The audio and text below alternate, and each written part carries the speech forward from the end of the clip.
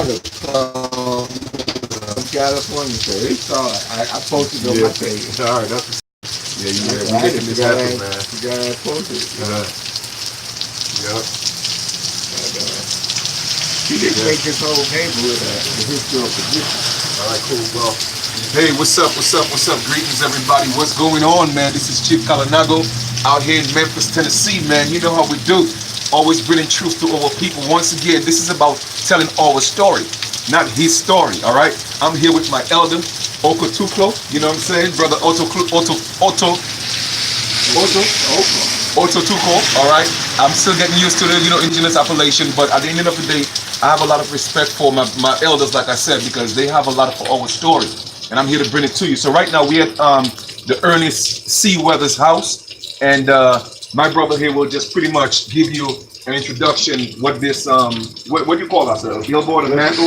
It's called a historical map. State historical map. Okay. We had to apply to the state to receive this map and get approved to the state. Okay.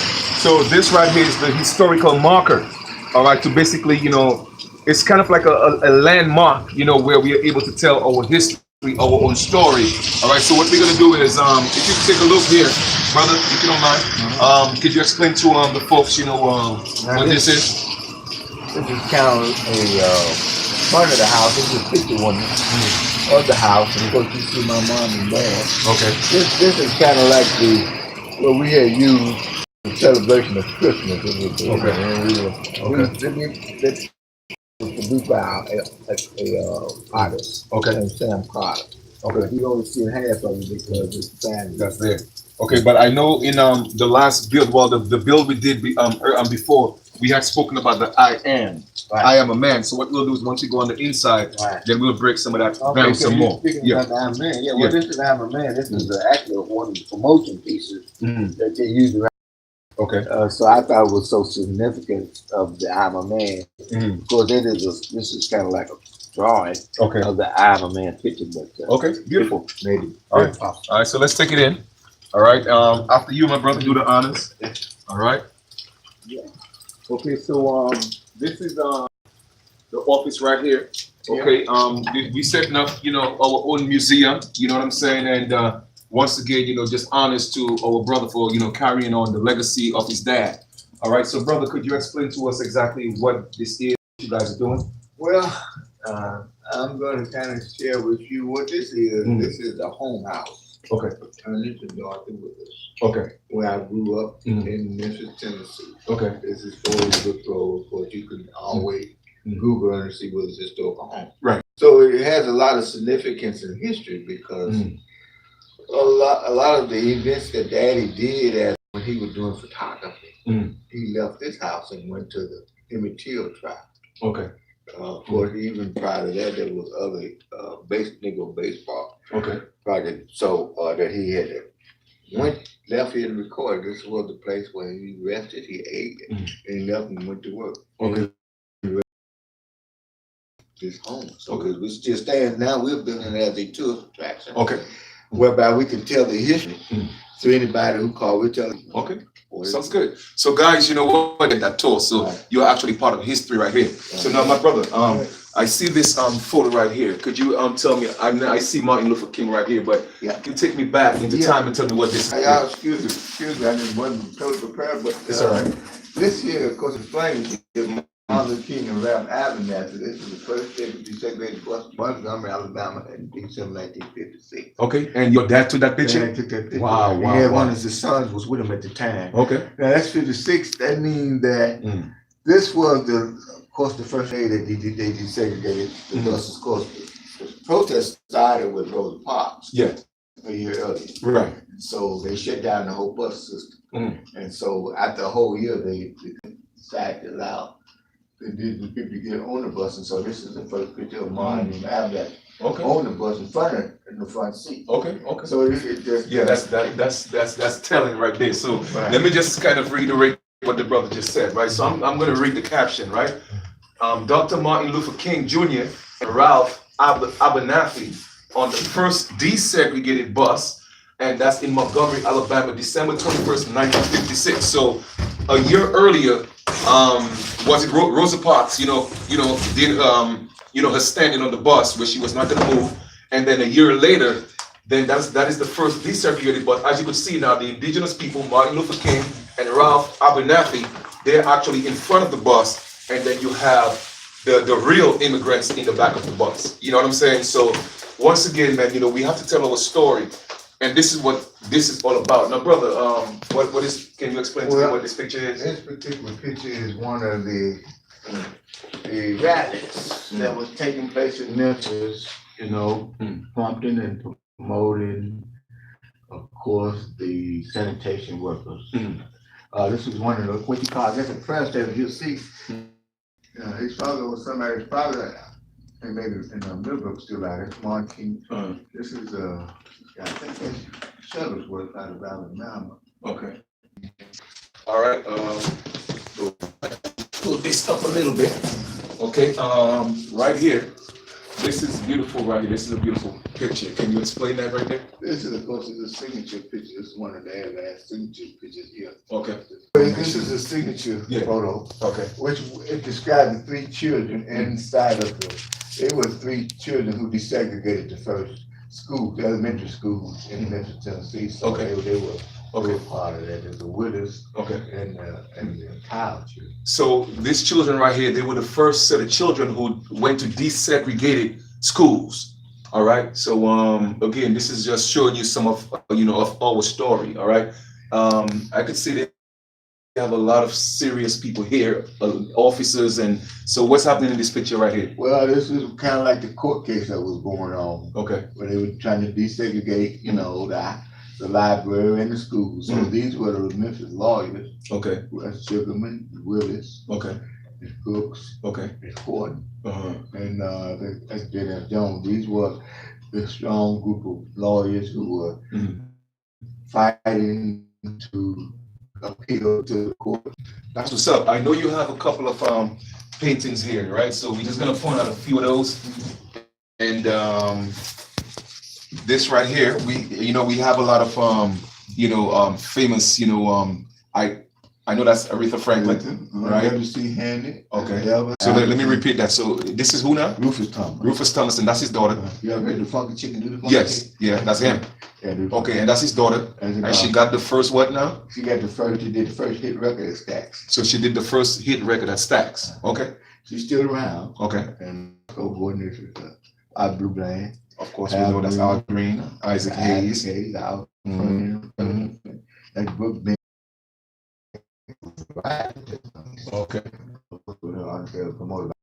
So they ended up taking 20, 30 of them, and that was one of them that they took to jail. Okay. And the one significant thing that this is the roll that he had took out his pocket and passed on to a lady. The other roll the police had pulled out the camera in the story. Oh wow. And this was so this picture was literally part of history. Yeah, that roll. Yeah, that roll. Oh wow. When they wouldn't have been able if they hadn't passed it out to the lady. True. But the rest of it, he pulled the Yashika camera and exposed the other film. Yeah. Oh, okay. All right, beautiful. Then we have this. Yeah, this is good. Yeah. Can you explain to the family what this is? Yeah, this is one of the first posters, that Daddy had produced. Okay. This is Martin King, of course, in Mason Temple. This is March 28, 1968. This was a rally that evening, at Mason Temple. This is where his last speech was made. Okay. The I Have a Dream speech. Of course, there are other pictures. Of course, we just went over this picture. This picture here is in March Against Fear. This is 66 in Mississippi, rally after the assassination attempt against James Meredith. This was, I was at that march there.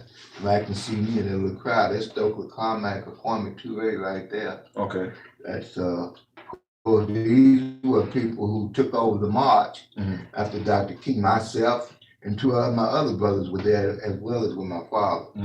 This is a picture of Martin King. This is a picture taken by one of my brothers here. Okay. This Martin King on March 28th as well. This was the last march, the last mile of Dr. King. Okay.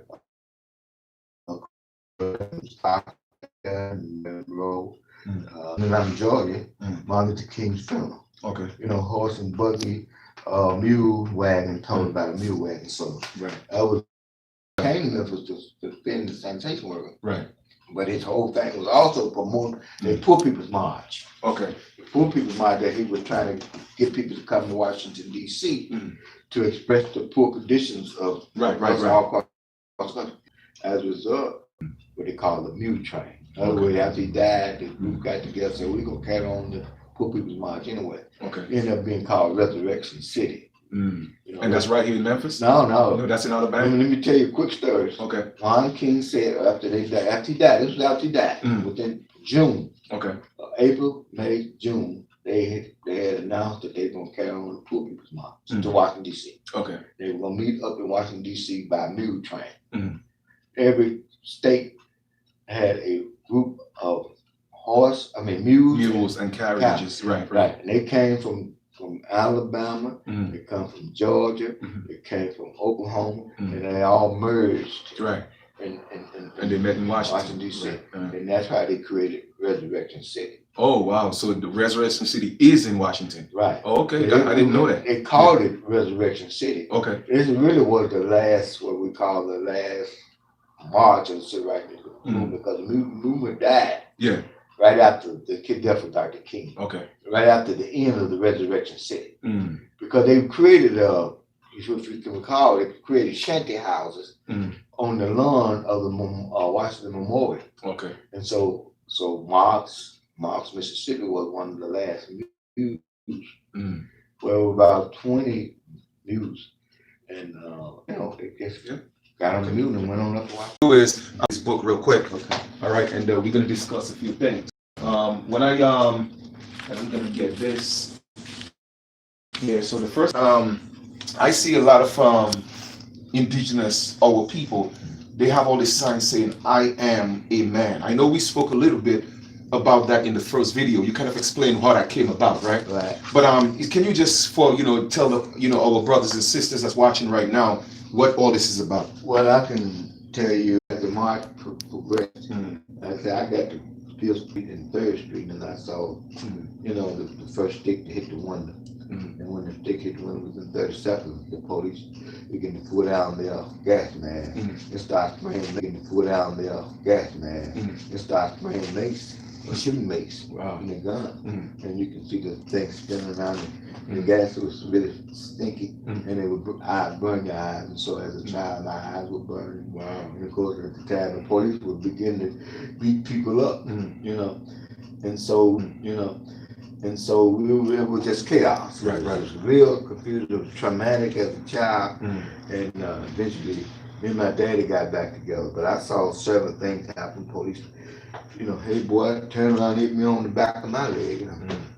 So I can remember later on, of course, me and Daddy eventually got together. We went back down to the studio, which was on Bill Street. Our studio on Bill Street. So we went down there, and then of course other people went down there, and then of course other people went to the church, and it was just so much confusion going on that day. Wow. I mean, they eventually called in the National Guard that day. Wow. They called in a curfew that evening. Of course, last time got killed. Okay, I mean, and that's interesting. Get killed. And as a result of that, one of the other sanitation workers.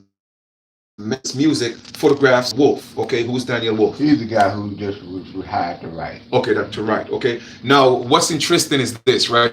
27, we good? Right, check this out. This is gonna blow your mind, right? Again, 1956. Concert. Okay, look at this crowd, fam. Look at this crowd. Everybody in the crowd is so-called black, but everybody got feathers. So let me ask you a question. Where the natives at? So what changed? So what I'm asking you is where your feathers at? You feel me? Look, an entire audience, everybody got feathers, even on stage. Look at Elvis Presley right here. Who got the feathers? Look at the headbands. So we're really in it. Elvis Presley knew who the real Indian was, right? Why don't you know who you are? Right? And that's 1956. Man, I'm just call her Tom, she's still alive. She's still alive? Man, where you know where she at? That's the same one who I told you put the first Stacks record. Oh, okay, okay. See, that's how I would love to. I would love to talk to him. Yeah, we'll okay. Yeah, we'll find her. All right, good. So check. Really give you some. Yeah, that's beautiful. I would love to meet her. Here's let's go again, right? Well, this right here, right? I got to show y'all this, right? This is a picture here that says Club Ebony, right? I just thought that was cute, all right? Club Ebony, and everybody was lining up for the club. I mean, do these people look like people that are slaves? I mean, come on, man. So all I'm just saying, all this to say, man, you know, I'm really, really excited because, you know, I have to go back to this picture because this to me, it just really brought some warmth, you know, to my heart. Because you see, our people are walking around here lost, don't know who they are. You feel me? Don't know who you are. And we have people, I'm not making this up. This is pictures that his father took. All right, he was there in person. Look at the audience. Can you like, you know, zoom in here? Look at the pictures. Look at the crowd. Everybody got their feathers. Everybody got feathers in the crowd. And look at this beautiful picture right here. Elvis Presley talking to who? The Indians, the so-called colored folks, the so-called Negro, the so-called black man, the so-called African American. You trying to tell me a bunch of Africans came to America, forgot they came in dashikis, forgot they everything, and they said, you know what? Well, let us just use Indian feathers like the so-called natives. Like, come on, family, we got to think. Think of what I'm telling you, right? They say we all came on slave ships from Africa. Or at least that's what the natives keep telling us. Well, I'm going to ask you natives something, right? So check this out. Y'all don't look like us. Okay, y'all look more like the pale man. But we all came from Africa. And just because we want to be like you said in the video, we decided to wear feathers. Really. So a bunch of Africans came from Africa and say, you know what? We have dashikis. We got our own customs. We're going to come into the United States or America, and we're going to forget everything we knew. And we're going to start putting feathers like you so-called natives, right? But yet still the people that was beating them are the same complexion with you, right? Because y'all look Caucasian. So tell me, how does that equate in your mind? You see, the Creator gave me a mind to resonate with me. So I'm coming to the sources. I'm coming to my elders and talk to them. You feel me? So this picture right here, man, listen, I know right now my ancestors, they smiling right now. Yeah. You feel me? Because the truth is being exposed. All right? It's being exposed. So I love this. All right? So brother, we're going to kind of like switch modes a little bit. All right? I saw this book and it kind of, I was like, hold up. The Negro League of Basketball, right? Baseball. Of baseball. But you was giving me such a deep history about the baseball. If you don't mind stepping a little bit, brother. Yeah. We'll the third, that in other words, that generated income and money in the United States. Bigger than Ford, bigger than Coca-Cola, the so-called Negro Baseball League. Right. All right. Now I know you also told me just give us a little story. Talk to them. You could tell them better than me. Yeah, I'm gonna talk to the camera here. Yeah, it doesn't matter. But anyway, this is kind of I can show you here. This is the Negro Baseball Stadium in Memphis, Tennessee. Okay. This looks like one of them. The Martin brothers own the stadium. Okay. And of course, you can see there were Memphis Red Sox and the Birmingham Barons. These were two owners of the Memphis, and there were Memphians who owned the Red Sox, the Martin brothers, and then there was. Hold up. You mean we owned? Yeah. Owned. Okay, I didn't know that. Yeah, that's ownership. Okay. Yeah, so they own, not only they own the Red Sox, but they own the stadium. Wow. And they built the stadium. You serious? Yeah. And then not only this stadium here was, like I said, one of the largest in the country because it had held over 5,000 people. More, you'll see a picture now where there are more, shot of everybody. Right. But of course, it's so important. The Martin brothers, I want to emphasize the Martin brothers. Go ahead, brother. It was right there, Desmond Thomas with Crump. Right there, Dan Thomas and Crump. Okay. Which so to show you what they did. After the demise and downfall of the baseball, they came and tore the stadium down and made the garbage dump. And sooner or later, they turned it back to a garbage dump. They made it it's a tri-state match. It's a trucking company right there now. But the story behind that is the Martin brothers, of course, were political force. They were the economic force. They owned property. Memphis, and it was just so Crump got mad. He couldn't control them. Right, So he ran him out of town. right, right. So he intimidated the brothers. Right. And put protests and send all kind of messages and say you don't get out of town. Blah, blah, blah.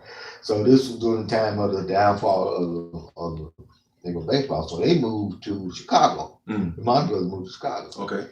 So when he moved to Chicago, which I've interviewed, I got about 20, maybe 20 hours. No, maybe about 10 hours of footage of talking to the other Negro baseball players. So one of them told me that they moved to Chicago to try to maintain Negro baseball. And their whole thing was to try to integrate it and say, okay, we'll keep the Negro baseball team. Y'all can bring the white team. But it never happened because they were so busy, hiding and trying to pay a higher salary. So I was even said that the Negro baseball was so strong. It still was strong when he went to Chicago. That they called it the Negro baseball system. That's how they started the lottery. Wow. And then the other part of that, they said this is how Al Capone learned. He learned how to run the numbers and get involved in to Negro baseball. And that's amazing because you see, here's the thing, right? You know, a lot of these people, and that's why I keep telling y'all, my brothers and sisters, right? We have to know our story because we got people disrespecting us, and we built this whole nation. We built this whole country, okay? Our people owned the baseball league. They owned the stadium, okay? The third producing, I'm talking about money making anything in the United States. Beat Coca-Cola, beat Ford and everything. But are they giving us credit for that? They're not doing that. You know why? Because for a couple of things, we are not united. Okay? We are not united. So this is what this is about. Bringing back the truth to our people and knowing that we got to unite as a force because you see, together, they're not going to take us down. It's actually more of us than them. All right? We have more mental fortitude. We have the spiritual awareness. All right? The Most High, I know for sure, is definitely fighting on our side. But at the end of the day, we are our biggest enemy. All right? We have to learn to forget our differences, man. Everybody running around trying to be better than the next, man. Come on, we got to stop that. All right? We have to realize what we are fighting for. This is our legacy. This is our birthright. You feel me? And we have to realize that. Okay, so I'm just saying, man, I'm just excited. I'm just excited. So go ahead, brother. So it's Memphis Red Sox here. You had a bunch of teams. Across the country. And see, a lot of people don't know that the spinoff from the Negro baseball was the Harlem Globetrotters. It came out of the Negro baseball because they had to find something to see that kind of like because they had entertainment. Right. Negro baseball now don't have time or intermission. They had music. People come in. You can see the people all over. Now this picture here, that's Ernie Banks. Everybody, most people learn baseball know Ernie Banks. They know about Roy Campanella. Okay. This is of course Jackie Robinson there. Okay. He had transitioned to the Dodgers, so so they still continue to come back to the Negro. These guys have transitioned to the Cleveland Indians. Of course, the Cleveland Indians. Right. And the LA Dodgers. So they had transitioned, but they still came back and played. In the Negro Baseball League. Yep. Memphis Red Sox. This is in Martin Stadium, Memphis, Tennessee. Of course, in Detroit. Right. He had all kinds of baseball. Look at this. All us. All us. Right. So these teams here were very successful in what they were doing. I mean, because it was a money making thing. Yep. I mean, these people were really and look at how the people dress. Yeah. We always had style. We always turned it up. I mean, real talk. We always dressed. So that whole thing, y'all slaves and y'all came here on slave ships, man. Listen, get the what here, okay? You see how I showed y'all a picture earlier how our women dress? Come on.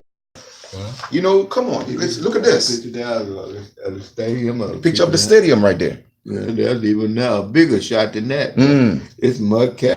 I just call this guy here. This is Phil and Neil Robinson, 54 runs for the Memphis Red Sox in 1939. Okay. Played in the 8 East West games and had a lifetime batting average of 300 to 303. And that was in 1939.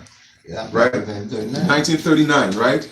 What? Let me see. The United States bankrupt in 1933, but in 1939 we was making the most money in the U.S. You know, that's the biggest economy. Now, I'm just hear what I'm telling you, right? Let that sink in, right? In 1933, the U.S. got bankrupt, but in 1939, the Negro Baseball League was bringing in more money than Ford and Coca-Cola today. Let that sink in. So if y'all want to think y'all slaves and y'all came here on slave ships, that's on you. You see, they destroyed everything that we had to show that we created and built those things, and they built over these monuments. You feel me? The White House, the museums, okay, the Library of the Library of Congress, those buildings were already there. Okay, they just built on top of them. We already have the structures. Don't let nobody fool you. Once again, I'm here telling our story and not this story. Y'all better recognize. Go ahead, brother. So that's you know, the Negro baseball, you know, it's just yeah, right, a good story for people to know. Right, true. It's you know, even of course Willie Mays came out of that, you know, even Luke Brock, all these guys was influenced. You know, you got this guy here, what was his name? Joe Black, you know, eventually became. They had families, right, and from different parts of the country. They traveled, you know, by their own bus. They had hotels where they stayed. They were owned by us. Yep. They had the club where they go to the club. Yep. We owned our buses. We had our own clubs, right? We had our own baseball team. And here's another thing: before we wasn't paid mortgage. We wasn't buying food. So let me ask you a question: what happened? And why aren't we fighting back for that? That's what I want to know. You know why? Because too many of y'all busy debating each other. Too many of y'all on YouTube trying to get the most likes. Too many on YouTube trying to make $1 instead of coming together and thinking of the big picture. You see me, I'm a visionist. I ain't worried about this little $2 I could get on YouTube. Times on the American continent, our home. Man, I love it. What else you got there, brothers? Man, listen, I'm getting all hyped.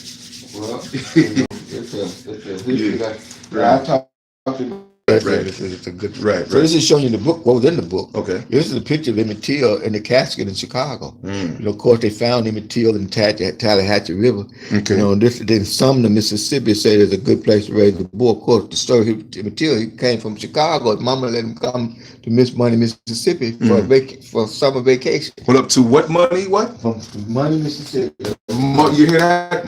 The name was Money, Mississippi. All right. So his mother let him go, and she gave him the instructions. You know, you can't talk. You got to be humble. Right. But anyway, they got involved in a situation where they went to the store, and of course, they said he stuttered. Right. But the white lady said he whistled at her. And so as a result, the two guys went and got him at midnight and pulled him out of bed, and they beat him up, and they told him to put a hand belt around the neck and throw him in the Tallahatchie River. Wow, you hear that?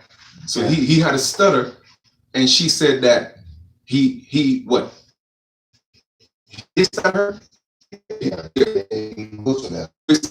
He had a stutter. Yeah, I'm telling y'all, man. Listen, man, y'all better wake up, man. But that was a mighty big case, you know. And it was still even today. If you do the research. Yeah, do the research because I've heard of the Emmett Till. I've just never gotten details as to what it really was. Yeah, Martin King Daddy said himself. Right. That's the lady who came up. Oh, okay.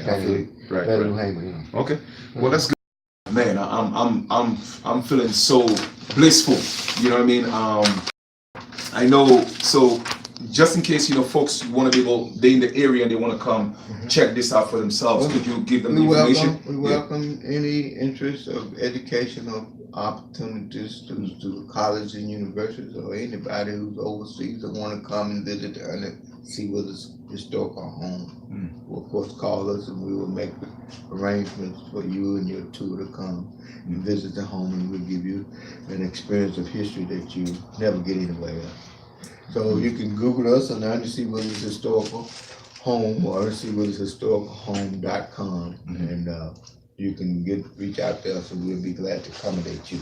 Okay, beautiful. All right, so just so you know, let me reiterate, that's Ernest C. Withers or ErnestCWithersHouse.com? Ernest C. Withers Historical Home Okay. .com. Okay, so Ernest C. Withers Historical Home.com. All right, so you guys, like I said, check that out. And he just gave me a quick synopsis of what he have. I mean, they have, I'm talking about thousands and thousands and thousands of pictures. This is just the beginning because they're just setting up and they're putting things together. So right now they are dealing, if you don't mind me, brother, you know, we have to put the word out that they're dealing with a situation where, you know, certain companies or organizations want to shut them down because you know how they do. Every time, you know, we step up, they're always trying to find a way to shut us down. But we're not going to allow them to shut this down. All right. So just to let y'all know, bring some type of awareness as to what's going on. All right. The courts want to step in and take the building. The courts want to step in and do all that. And that's what these immigrants do. You feel me? They come into our home. They try to claim everything we have. When we stand up and fight for it, they want to shoot us in the streets. But, you know, and this got to come to an end at some point where we all have to stand up and say enough is enough. Because for me, I had enough. And that's why I'm doing what I'm doing. You feel me? It costs to travel. I do, man, listen, nobody's doing that but me and my family that's assisting me doing this. So all I'm just saying is I'm not doing this for no personal gain. I'm doing this because my ancestors put me on this journey to connect with my brothers, to connect with my sisters and tell our story because nobody's telling it. And when I say nobody, I'm saying them. They're not telling it. Of course, you have other people that's doing great work. But when I say they, his story is not our story. They're not telling it in its full capacity. You feel me? Oh, they're just a bunch of Africans. They're just a bunch of African Americans. Oh, they're Negroes, they're black. They haven't done anything. They're lazy. No, don't let them fool you. We are the most ingenious people on the planet. I don't care what nobody else say.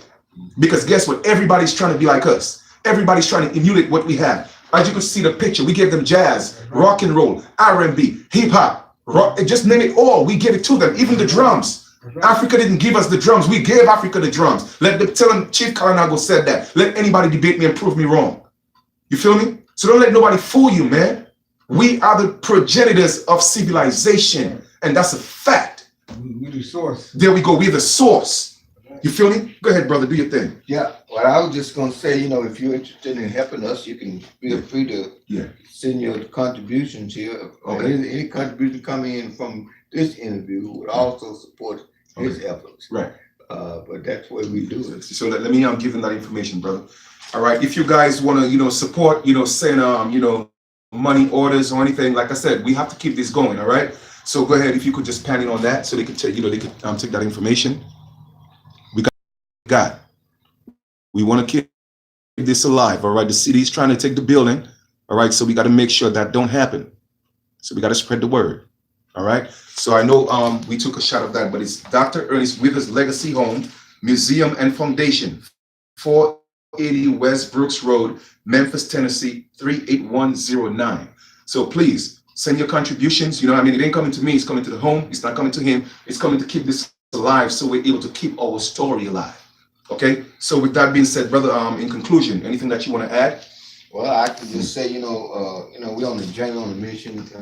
You know, we as a people have been misinformed, and we're out on the road to get back to know who we are as a people and reclaim who we are and move on the road of happy destiny for 7 generations. Right. Yeah, absolutely. And you know, I just want to say once again, I'm honored, you know, to be in your presence because not too many of us get to stand with our elders that have actually walked the walk. You know what I mean? And for me, like I always tell people, I move in the spirit. So wherever the spirit need me, that's where I go. I don't move when man tell me move or woman tell me move. I move when the Most High tell me to move. So to me, that was a spiritual journey. And I'm just literally, as I'm going through all this, I'm feeling the emotions. And it's a little bit emotional because for a few reasons. But the mere fact that our people, we have gone through so much from this system. And we always saying is, man, listen, our children deserve a break to live a life like anybody else. Why do we always have to be put in a situation where we are the ones that's always being strangled, right? Why do we have to be the one that's always feel like we are suffocating? You know, why everybody else is breathing, living life. They get to go to the best schools, they get the best foods, they get acknowledgement, they get health care, they get Medicare, they get all type of care. But when it comes to us, we always have to we get the worst. Now you come into our neighborhoods, you run it down. After you run it down, you run our people out, and then you bring Caucasians in. You see what I'm saying? Everybody always talking about, oh, we all the same, we all the same. Well, if we all the same, why these Caucasians keep doing the same thing over and over again? Why not standing up and saying, you know what, man, that's enough. Okay, we have taken enough from, whether you want to call us black, African, I don't give a damn. The point is, you have taken enough from us, and none of them is standing up and saying, you know what, we have taken enough from these so-called Negroes. We are not going to step into their neighborhoods and gentrify their neighborhoods. So don't tell me we all the same and tell me, oh, well, not every Caucasian is the same. Why they ain't fighting for us? Huh? Nobody going to ask the question. Well, guess what? I'm going to ask the question because I'm pissed off because nobody's talking about it. You feel me? They come into our neighborhood. They run our neighborhoods down, right? The police put guns in our neighborhoods, run us out. Oh, it's dangerous. Oh, it's gangs and Bloods and Crips. Taking opportunities from can't support their family. They ain't got no jobs. They know what to do. So, well, he ain't no good. You know what I mean? Oh, I can't deal with this. You know who? Because y'all falling for the trick. Y'all falling for the trick. And everybody talking about, oh, well, the matriarch got to step up. Yes, the matriarch got to step up. Okay? And I love to give the matriarch the platform. But I ain't going to give no woman that call herself a bitch no platform. You feel me? A bitch is a female dog. And I don't need that in my life. So if matriarchs are going to step up as a matriarch. You feel me? And be an example the same way brothers got to be an example. I'm holding everybody accountable because I could only play my part. That's what I'm doing. Nobody else. And I'm just tired of us going through it. So enough is enough. So if we have to go to Washington, I don't care if we have to go to Homeland Security, wherever we got to go, I don't care to international courts. Enough is enough. You feel me? And these Caucasians got to stop playing the game. Pretend like y'all don't know what's going on. But yet still, you are the one that's coming into our neighborhoods, raising the rent, okay? You know we can't afford it because we don't get the good jobs. You feel me? But yet still, oh, nah, we all together, y'all smiling green in our faces. We all these fake-ass smiles. I don't play that, man. You know what I'm saying? If you want short, prove to us that you're on our sides. Okay, stop taking over our neighborhoods. Okay, tell your government, tell your people now, we ain't doing it. Because these people, it's their home. And let's just say, I'm going to give y'all the benefit of the doubt. Let's just say we all came here on slave ships from Africa. I'm just saying, that's not the case, but I'm going to give you the benefit of the doubt. Let's say that were to be the case. Don't you think that we have endured enough? Huh? You came from Africa, you took us, you brought us here, enslaved us, right? And we built everything. But yet still you're not giving us the credit? Huh? Take it back. And then take it back? You don't want to give us a chance to breathe? And I'm just saying, if we were the slaves that came from Africa, but for crying out loud, we are not. When you came, we were already here. You saw us running around in feathers, halfway butt naked. Huh? Young men had never seen women like us in their lives. You treated your women like dogs. We taught you how to treat your women like women. We taught you how to eat. We teach you how to bathe yourselves. Huh? And that's how y'all pay us. But yes, everybody's the same. No, we're not the same. You see, because we are a loving people. You feel me? And all y'all do is take. You feel me? So the point I'm trying to make is those that say that they're good, they need to come fight with us and for us because we have given y'all enough. Y'all came here as not indentured servants, but as slaves. I don't want to hear this indentured servants BS. Y'all came here as slaves. You feel me? And y'all got an opportunity when you couldn't eat, you couldn't bathe, your ship was wrecked. We took you in as brothers, okay? We fed your children. How do you think your children was able to grow strong? Because they had the breast of a melanated woman. They fed for, they had the suckling from an indigenous woman's bosom or her breast.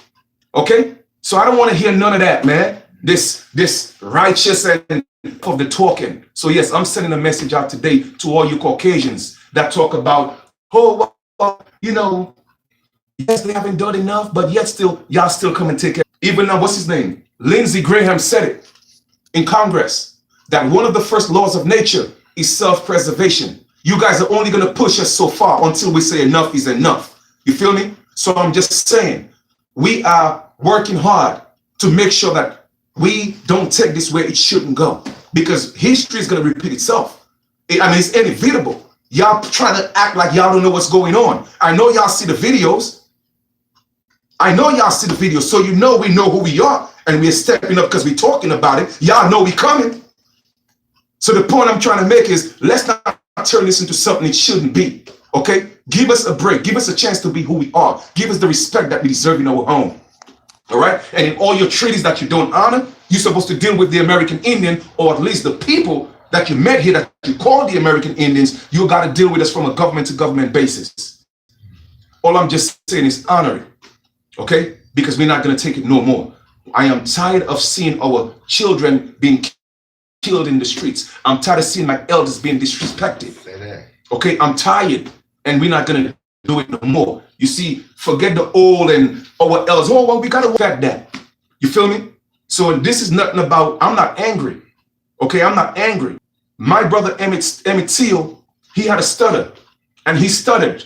And it just so happened that it was at a Caucasian woman. She said that he sipped or whistled at her. And they killed him for that. Think of what I'm saying. So as a man, as an indigenous man of this land, I'm saying it's time for the United States to step up. I know y'all seeing this, okay? Because I know it's in your DNA, the hate that y'all have for us. But y'all gotta have to learn to get over that, deal with that, all right? Because at some point, and this is the point, everyone has a breaking point. It doesn't matter how much you boil water, even water has a breaking point, all right? So we are at that breaking point, but guess what? You're not gonna break us. You could only bend us. We're not gonna break. Y'all have tried for so long to break us. As you could see, we are a resilient people. No matter how much you give us, we keep coming back. We keep bouncing back. And guess what? That is the true essence of a God. And that's what y'all scared of, because y'all cannot break gods. Y'all can only bend gods. You feel me? So y'all know who we are. So stop playing the games. Allow us to be. And I'm going to close in saying this. America will never be great again until the American Aborigine is restored. And that's what I got to say. Brother, thank you. Appreciate you, my brother. Appreciate you. All right. Comments to them. Well, of course, no doubt. They're the ones who, Yep. the pioneers. Yeah. You know, this is my father. Right. This is my mom. Okay. God not there.